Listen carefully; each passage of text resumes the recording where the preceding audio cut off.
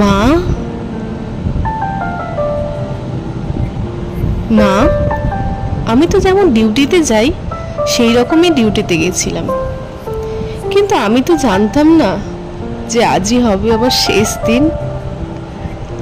আমি তো আমার জুনিয়রদের সাথে একসাথে কত গল্প করতে করতে রাতের খাবার খেয়েছিলাম জানো মা।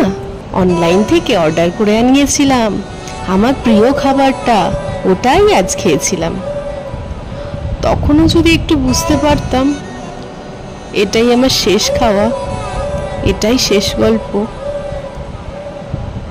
ডিউটির বাঁধনে আমি যখন ক্লান্ত হয়ে গেলাম মা, আমার চোখ দুটো ঘুমে বন্ধ হয়ে যাচ্ছিল।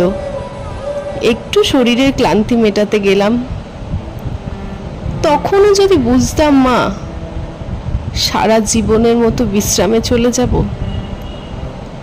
তখন ভোর রাত আমি ওয়ার্ডে একা